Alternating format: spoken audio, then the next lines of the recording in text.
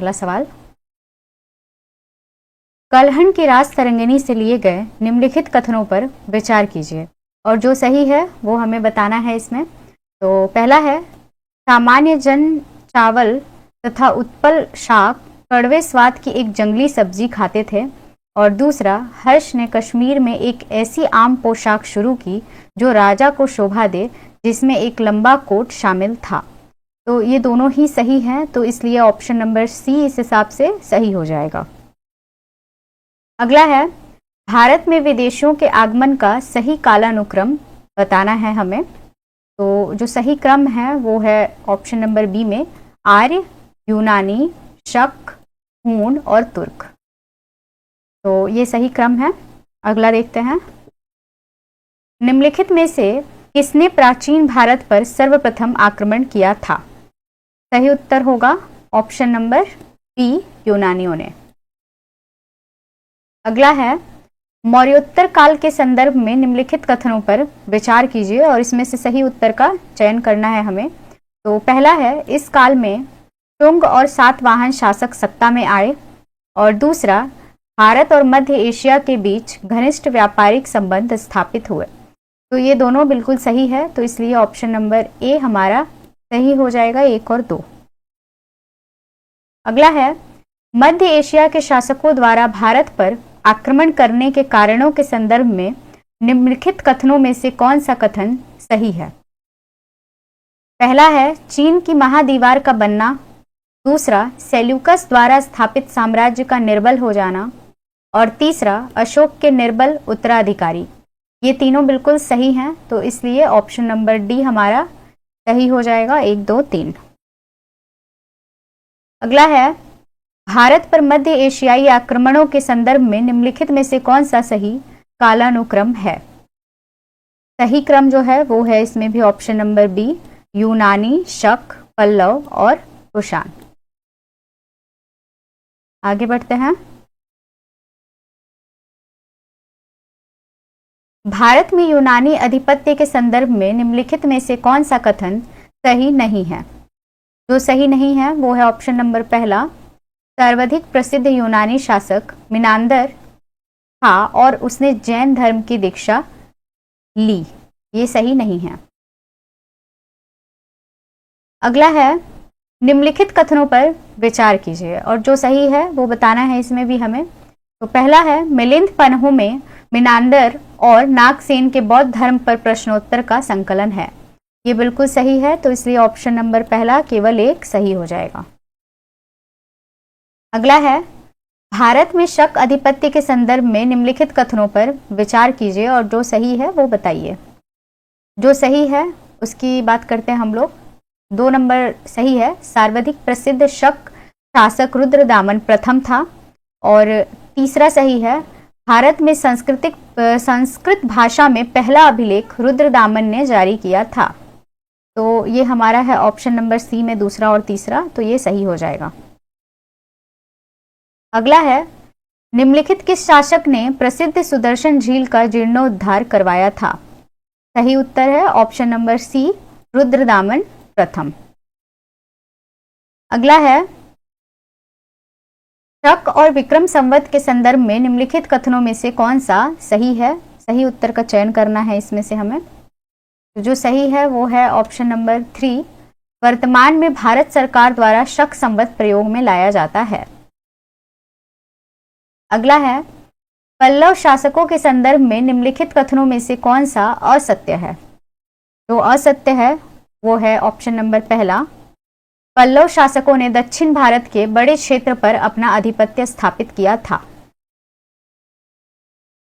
अगला है, कुषाण शासकों के भारत में आधिपत्य के संदर्भ में निम्नलिखित कथनों में से कौन सा सही है? तो जो सही है वो है हमारा ऑप्शन नंबर पहला, उनका साम्राज्य आमू दरिया से गंगा तक और मध्य एशिया के खुरासान से वाराणसी तक फैला हुआ था।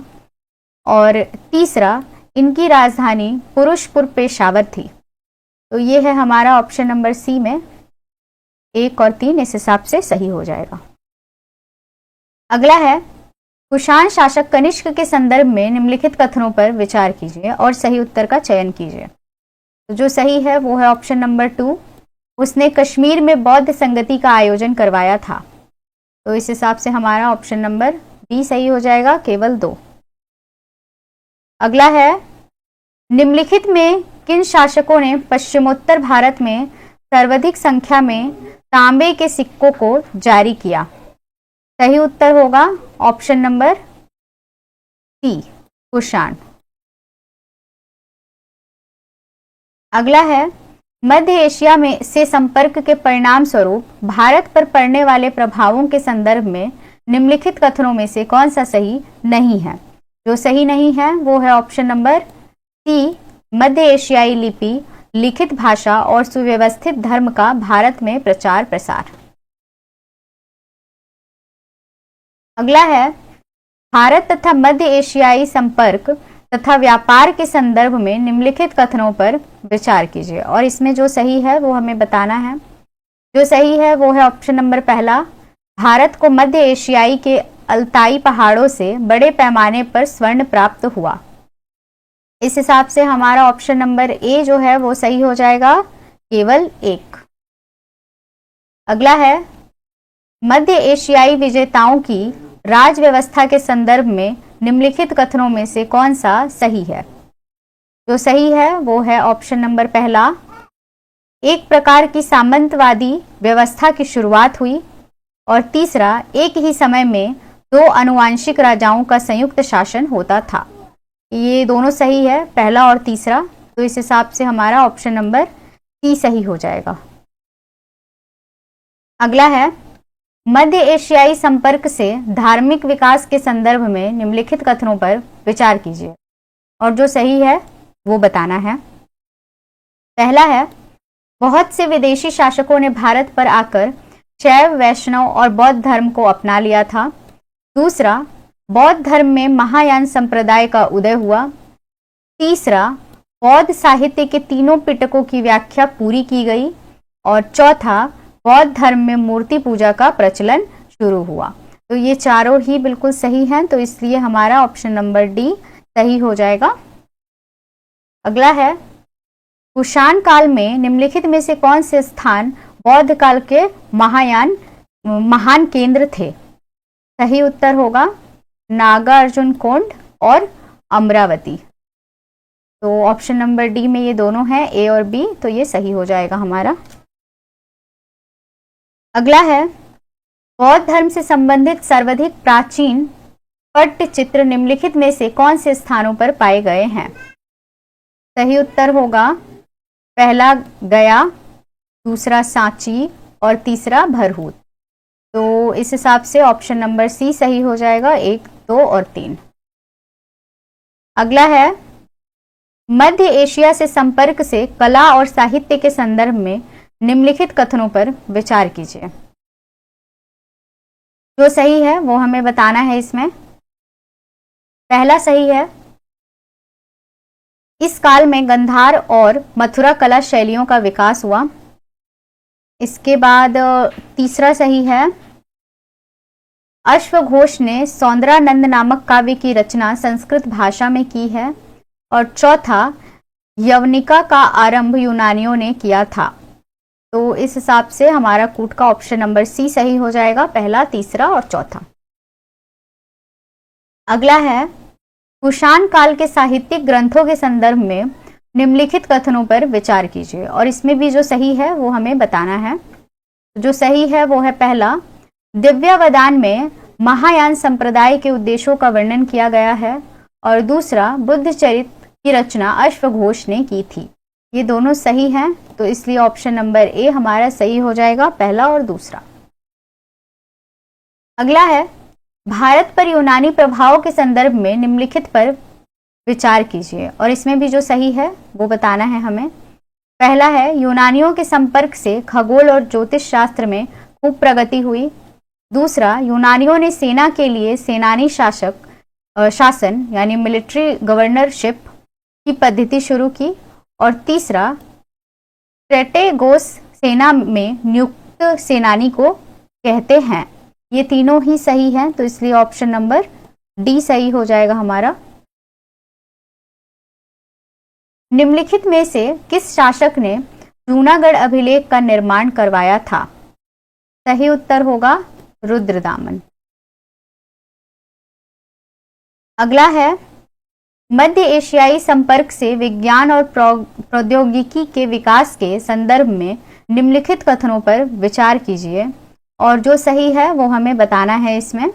तो पहला है, भारतीयों ने यूनानियों से चमड़े के जूते बनाने की कला ग्रहण की। दूसरा, इस काल में शीशे के कार्यों में विशेष रूप से उन्नति हुई। और तीसरा, कुषाण शासकों ने व्यापक पैमाने पर स्वर्ण मुद्राएं चलाई। तो ये तीनों ही बिल्कुल सही हैं, तो इसलिए ऑप्शन नंबर डी हमारा सही हो जाएगा। अगला है, सातवाहन राज्य के संदर्भ में निम्नलिखित कथनों पर विचार कीजिए और इसमें भी जो सही है हमें वो बताना है। तो पहला है, इन लोगों ने कण्वों को पराजित कर मध्य भारत में सत्ता स्थापित की। और दूसरा, इनका राज्य उत्तरी महाराष्ट्र और ऊपरी गोदावरी घाटी में स्थापित हुआ। ये दोनों सही हैं, तो इस हिसाब से ऑप्शन नंबर पहला सही हो जाएगा, ए 1 और 2। अगला है, सातवाहन राज्य के उदय में सहायक परिस्थितियों के संदर्भ में निम्नलिखित पर विचार कीजिए और जो सही है वो बताना है हमें। पहला है, लोहे के फाल का प्रयोग। दूसरा, धान रोपण विधि। तीसरा, नगरीकरण। और चौथा, लेखन कला। ये चारों संबंधित है इससे, तो ऑप्शन नंबर डी इस हिसाब से हमारा सही हो जाएगा। अगला है, गौतमीपुत्र शातकर्णी के संदर्भ में निम्नलिखित कथनों पर विचार कीजिए और जो सही है वो बताना है। तो पहला है, उसने अपने आप को एकमात्र ब्राह्मण कहा। और तीसरा, उसका साम्राज्य उत्तर में मालवा से लेकर दक्षिण में कर्नाटक तक फैला था। तो इस हिसाब से ऑप्शन नंबर सी हमारा सही हो जाएगा, पहला और तीसरा। वशिष्ठ पुत्र पुलुमाइन के संदर्भ में निम्नलिखित कथनों पर विचार कीजिए और इसमें भी जो सही है हमें वो ही बताना है। तो पहला है, उसने प्रतिष्ठान या पैठान को सातवाहन राज्य की राजधानी बनाया। और दूसरा, वह शक शासक रुद्रदामन प्रथम से पराजित हुआ। दोनों सही है, तो इसलिए ऑप्शन नंबर सी सही हो जाएगा, 1 और 2 दोनों। निम्नलिखित में से किस राजा के सिक्कों पर जहाज का चित्र अंकित है? सही उत्तर होगा option number D, Yajnashri Satakarni. ऐसे क्वेश्चन एग्जाम में बहुत पूछे जाते हैं। तो अगला है, सातवाहन काल की भौतिक संस्कृति के संदर्भ में निम्नलिखित कथनों में से कौन सा सही है? सही उत्तर का चयन करना है हमें इसमें से। तो जो सही है वो है ऑप्शन नंबर 2। ये लोग दक्कन में कपास का उत्पादन करते थे। तो इस हिसाब से ऑप्शन नंबर बी कूट का सही हो जाएगा। अगला है, सातवाहन साम्राज्य के संदर्भ में निम्नलिखित कथनों में से कौन सा असत्य है? जो असत्य है वो है ऑप्शन नंबर डी, वशिष्ठ पुत्र पुलुमाइन ने शक शासक रुद्रदामन प्रथम को 2 बार पराजित किया था। अगला है, सातवाहन साम्राज्य के सामाजिक संगठन के संदर्भ में निम्नलिखित कथनों पर विचार कीजिए और इसमें भी जो सही है वो बताना है हमें। पहला सही है, इस काल में सर्वप्रथम भूमि अनुदान के रूप में दी जाने लगी। और तीसरा, वणिक लोग अपने अपने नगर का नाम अपने नाम में जोड़ने लगे थे। ये दोनों सही है, पहला और तीसरा, तो इस हिसाब से ऑप्शन नंबर सी सही हो जाएगा। अगला है, सातवाहन काल के प्रशासनिक तंत्र के संदर्भ में निम्नलिखित कथनों पर विचार कीजिए और इसमें से भी सही उत्तर का चयन करना है हमें। तो पहला है, इस काल में कई प्रशासनिक इकाइयां मौर्य साम्राज्य के समान थी। और दूसरा, इस काल के प्रशासन में सैनिक और सामंतवादी प्रचलन के लक्षण मिलते हैं। ये दोनों सही हैं, तो इस हिसाब से ऑप्शन नंबर सी कूट का सही हो जाएगा। अगला है, निम्नलिखित में से किसका प्रशासन गौल्मिक कहलाता था? सही उत्तर है ग्रामीण क्षेत्र।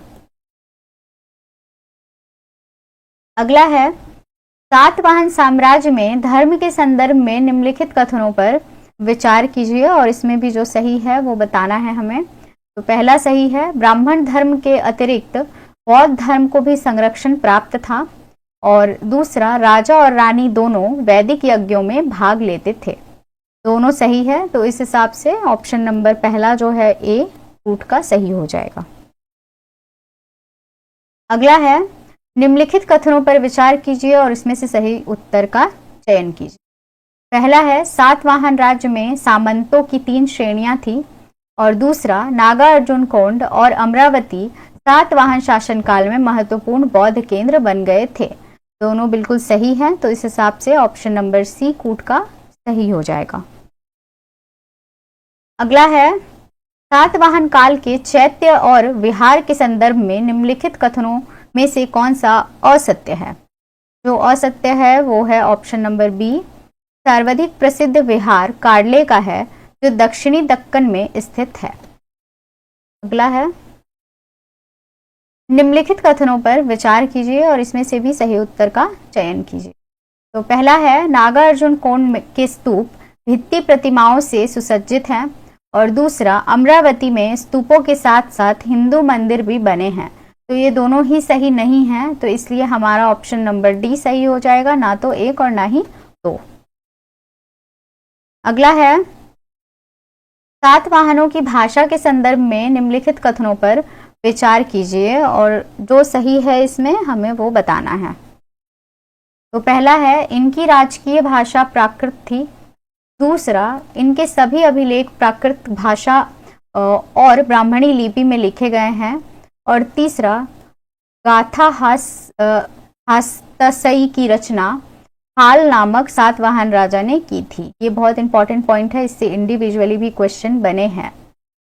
तो ये तीनों ही बिल्कुल सही हैं, तो इसलिए इसका भी हमारा ऑप्शन नंबर डी सही हो जाएगा, पहला, दूसरा और तीसरा। अगला है, मौर्य काल में व्यापार के संदर्भ में निम्नलिखित कथनों पर विचार कीजिए। जो सही है वो बताना है। पहला सही है इसमें, इस काल में मथुरा वस्त्र निर्माण का केंद्र बन गया था। और तीसरा, भारत में यह काल शिल्प और वाणिज्य के इतिहास में चरम उत्कर्ष का काल था। तो इस हिसाब से ऑप्शन नंबर सी सही हो जाएगा, पहला और तीसरा। अगला देखते हैं, मौर्योत्तर काल के व्यापार के संदर्भ में निम्नलिखित कथनों पर विचार कीजिए और सही उत्तर का चयन कीजिए। तो पहला सही है, इस काल के शिल्पी वर्ग के संगठन का नाम श्रेणी था। और दूसरा, भारत में कांच ढालने की जानकारी ईसवी सन के आरंभ में प्राप्त हुई थी। तो इस हिसाब से हमारा ऑप्शन नंबर सी सही हो जाएगा, एक और दो दोनों। अगला है, मौर्योत्तर काल के व्यापार के संदर्भ में निम्नलिखित कथनों में से कौन सा कथन असत्य है? जो असत्य है वो है ऑप्शन नंबर पहला, भारत और पूर्वी रोमन साम्राज्य के बीच का व्यापार आरंभ से ही समुद्र मार्ग द्वारा होता था। अगला है, मौर्योत्तर काल के व्यापार मार्ग के संदर्भ में निम्नलिखित कथनों पर विचार कीजिए और सही उत्तर का चयन करना है हमें कूट में से। तो जो सही है वो है पहला, शक और कुषाण लोग व्यापार के लिए पश्चिमोत्तर सीमा प्रांत से पश्चिमी समुद्र तट तक 2 मार्गों से जाते थे और ये दोनों मार्ग तक्षशिला में मिलते थे। दूसरा है, पहला मार्ग उत्तर से दक्षिण की ओर जाता हुआ तक्षशिला को निचली सिंधु घाटी से जोड़ता था और वहां से भड़ौत चला जाता था। ये दोनों ही बिल्कुल सही हैं, तो इसलिए ऑप्शन नंबर सी हमारा सही हो जाएगा, एक और दो दोनों। अगला है, मौर्योत्तर काल में विदेश व्यापार के संदर्भ में निम्नलिखित कथनों में से कौन सा सही है? जो सही है वो है ऑप्शन नंबर दूसरा, ये लोग दक्षिणी भारत से मसाला, मोती और रत्न का आयात करते थे। और तीसरा, रेशम मार्ग से रेशम अफगानिस्तान और ईरान से गुजरते हुए रोमन साम्राज्य को जाता था।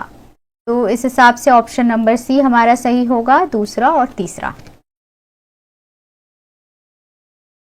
अगला है, निम्नलिखित कथनों पर विचार कीजिए और सही उत्तर का चयन कीजिए। इसमें भी पहला है, मौर्योत्तर काल सोना, चांदी, तांबा, कांसा, सीसा और पोटीन की तरह तरह के सिक्के बनाने के लिए मशहूर है। दूसरा, गोल मिर्च को यवन प्रिय कहा जाता था। और तीसरा रोम सम्राट ट्रोजन ने फारस की खाड़ी का पता लगाया था। तो ये तीनों ही बिल्कुल सही हैं, तो इसलिए ऑप्शन नंबर डी हमारा सही हो जाएगा इस हिसाब से। अगला है, निम्नलिखित कथनों पर विचार कीजिए और सही उत्तर का चयन करना है इसमें भी हमें। तो जो सही है वो है पहला, भारत में कुषाण काल में नगरीकरण उत्कर्ष के शिखर पर पहुंचा। तो ये जो है ऑप्शन नंबर ए सही होगा, केवल एक। अगला है, इसमें भी हमें सही उत्तर का चयन करना है, तो चलिए देख लेते हैं। पहला, कुषाण और सातवाहन साम्राज्य में नगरों की उन्नति का एक कारण रोमन साम्राज्य के साथ व्यापार भी था। दूसरा है, कुषाण साम्राज्य के कारण पंजाब और पश्चिमी उत्तर प्रदेश के नगर समृद्ध हुए थे। और तीसरा, कुषाण राजाओं ने मार्गों की सुरक्षा का प्रबंध किया था।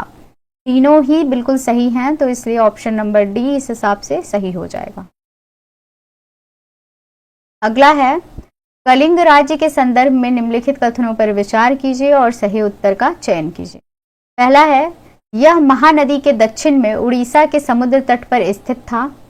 दूसरा, इसका प्रसिद्ध राजा खारवेल था। और तीसरा, हाथी दांत और मोती का व्यापार रोम साम्राज्य के साथ होता था।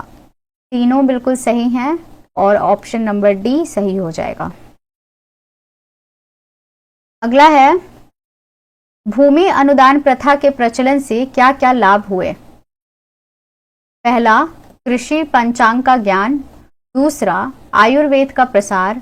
और तीसरा, प्राकृतिक और सांस्कृतिक भाषाओं का प्रसार, प्राकृत और संस्कृत का प्रसार। तो ये तीनों सही हैं, तो इसलिए ऑप्शन नंबर डी सही हो जाएगा। अगला है, राजा देवीय स्थिति प्राप्त करने के लिए निम्नलिखित में से किन किन माध्यमों को अपनाते थे। पहला, देवी देवताओं के साथ अपने नाम को जोड़ना। दूसरा, विशालकाय मूर्तियों का निर्माण। और तीसरा, बड़ी बड़ी उपाधियां धारण करना। तीनों सही हैं, तो इसलिए ऑप्शन नंबर डी सही हो जाएगा। अगला है, 6ठी शताब्दी ईसा पूर्व के सिक्कों के संदर्भ में निम्नलिखित कथनों में से कौन सा सही नहीं है। जो सही नहीं है वो है ऑप्शन नंबर बी, सिक्कों को जारी करने का अधिकार केवल राजा के पास था। अगला है, निम्नलिखित कथनों पर विचार कीजिए और सही उत्तर का चयन कीजिए। पहला है, वी.एस. सुखथांकर के नेतृत्व में महाभारत का समालोचनात्मक संस्करण लिखने की शुरुआत हुई।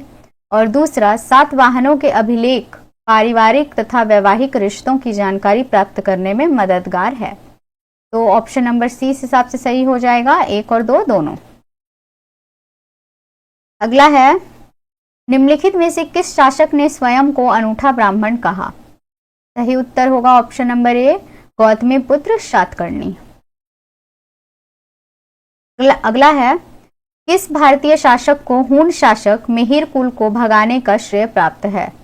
सही उत्तर होगा ऑप्शन नंबर डी, यशोधर्मन। अगला है,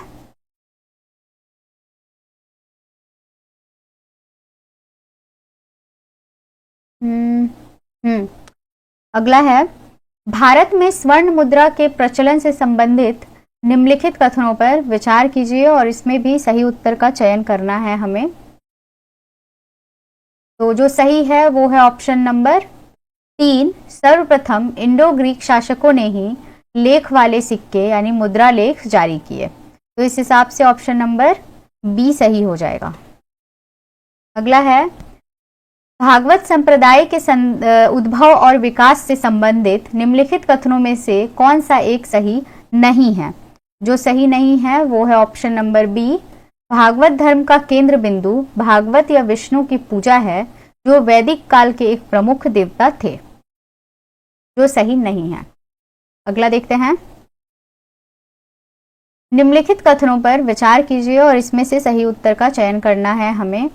तो जो सही है वो है ये पहला, भारत में यूनानी पहले ऐसे शासक थे जिन्होंने स्पष्ट रूप से राजाओं को समर्पित सिक्के जारी किए।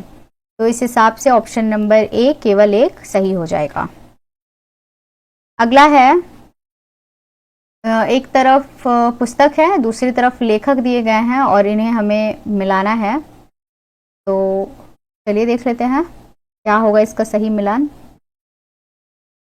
सौंदरानंद का हो जाएगा अश्वघोष, काम सूत्र का वात्स्यायन, अभिज्ञान कुंतलम का हो जाएगा कालिदास और दस कुमार चरित्र का हो जाएगा दंडी।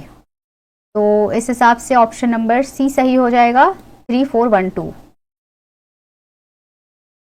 अगला है भारत के मध्य तथा दक्कन भाग के शासक सातवाहन वंश के संबंध में निम्नलिखित कथनों पर विचार कीजिए और सही उत्तर का चयन कीजिए। तो जो सही है वो देख लेते हैं। पहला है इस वंश के लोग स्वयं को सच्चा ब्राह्मण कहते थे, और तीसरा इनके मात्र सत्तात्मक सामाजिक ढांचे का ज्ञान होता है, इनसे मात्र सत्तात्मक सामाजिक ढांचे का ज्ञान होता है।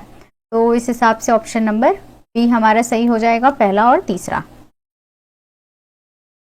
अगला है मौर्यों के बाद भारतीय उपमहाद्वीप में निम्नलिखित शासक राजवंशों के उत्तराधिकारी को कालानुक्रम में व्यवस्थित कीजिए। चलिए देख लेते हैं क्या है सही क्रम। पहला हो जाएगा शुंग, दूसरा हो जाएगा हिंद यूनान, तीसरे नंबर पे हो जाएगा पार्थियन और चौथे पे हो जाएगा कुषाण। तो 1 3 4 2, तो ये क्रम हमें मिल रहा है ऑप्शन नंबर सी में, तो ये हमारा सही हो जाएगा। अगला है उनके अभिलेख न केवल पश्चिमोत्तर भारत और सिंधु में ही बल्कि मथुरा, श्रावस्ती, कौशांबी और वाराणसी तक पाए जाते हैं। उपयुक्त कथन किस राजवंश के भौगोलिक विस्तार की ओर संकेत करता है? सही उत्तर होगा ऑप्शन नंबर बी कुषाण। अगला है निम्नलिखित में से कौन से स्थान मौर्योत्तर काल के पश्चिमी बंदरगाह थे? सही उत्तर है ऑप्शन नंबर तीसरा भड़ौच और चौथा सोपारा। तो ये है ऑप्शन नंबर सी में, तो कूट का ऑप्शन नंबर सी सही हो जाएगा। अगला है चौथी शताब्दी के दौरान उत्तरी महाराष्ट्र और विदर्भ में सातवाहन के स्थान पर एक स्थानीय शक्ति का उदय हुआ। यह स्थानीय शक्ति थी, सही उत्तर होगा ऑप्शन नंबर डी वाकटक। अगला है निम्नलिखित कथनों पर विचार कीजिए और सही उत्तर का चयन करना है इसमें हमें। तो जो सही है वो है ऑप्शन नंबर 2, ब्राह्मणों को भूमि अनुदान देने वाले पहले शासक सातवाहन ही हुए। तो इस हिसाब से बी सही हो जाएगा, केवल 2। अगला है निम्नलिखित में से किस वंश को पितृभक्त वंश भी कहते हैं? सही उत्तर होगा माठर वंश। अगला है निम्नलिखित कथनों पर विचार कीजिए और जो सही है वो हमें बताना है। तो पहला है सर्वप्रथम स्वर्ण सिक्के पहली सदी में कुषाण शासकों द्वारा जारी किए गए, और दूसरा पहली सदी में जनजातीय गणराज्यों द्वारा सिक्के जारी किए गए। ये दोनों बिल्कुल सही है, तो इसलिए ऑप्शन नंबर सी सही हो जाएगा, पहला और दूसरा। मौर्य साम्राज्य के पतन के बाद तथा गुप्त साम्राज्य के उदय से पूर्व निम्नलिखित में से कौन से प्रमुख साम्राज्य उभर कर सामने आए? सही उत्तर होगा ऑप्शन नंबर पहला सातवाहन वंश और तीसरा कुषाण वंश। तो ये दोनों हैं ऑप्शन नंबर सी में, 1 और 3, तो ये हमारा सही हो जाएगा। अगला है इरिथ्रियन एक यूनानी नाम था जिसका प्रयोग किया जाता था। सही उत्तर होगा लाल सागर के लिए। अगला है जो सुम्मिलित है इसमें वो हमें बताना है। एक तरफ पद है और दूसरी तरफ उसका विवरण दिया गया है। तो चलिए देख लेते हैं कौन सा सुम्मिलित है। इसमें सिर्फ ये दूसरा नंबर सुम्मिलित है, गौलमिका सैन्य दल का प्रधान। तो इस हिसाब से ऑप्शन नंबर बी हमारा सही हो जाएगा। अगला है भारत के राजनीतिक एवं सांस्कृतिक विकास में विदेशी शासकों के योगदान के संदर्भ में निम्नलिखित कथनों पर विचार कीजिए और सही उत्तर का चयन कीजिए। पहला है कनिष्क ने 78 ईस्वी में शक संवत, वर्तमान में भारत सरकार द्वारा इसी का प्रयोग किया जाता है, की शुरुआत की। दूसरा, काव्य शैली का सबसे पहला प्रतिरूप रुद्रदामन प्रथम के शिलालेख से मिलता है, और तीसरा भारतीय रंगमंच में प्रयोग किया जाने वाला यवनी पर्दा यूनान से लिया गया है। तो ये तीनों ही बिल्कुल सही हैं, तो इसलिए ऑप्शन नंबर डी हमारा सही हो जाएगा। अगला है, निम्नलिखित में से किसने भारत में सर्वप्रथम सोने के सिक्के जारी किए थे? सही उत्तर होगा हिंद यूनानियों ने। अगला है, अग्रहार के संदर्भ में निम्नलिखित कथनों में से कौन सा सही है? जो सही है वो है ऑप्शन नंबर पहला, यह ब्राह्मण को दी गई भूमि थी। सातवाहनों के प्रशासनिक ढांचे के संदर्भ में निम्नलिखित युग्मों में से जो सम्मिलित है वो बताना है। इसमें भी एक तरफ पद है, दूसरी तरफ विवरण दिया गया है।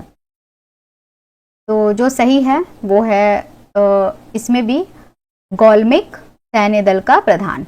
ये आई थिंक सेम क्वेश्चन पूछ दिया गया है, तो सही उत्तर हो जाएगा ऑप्शन नंबर बी।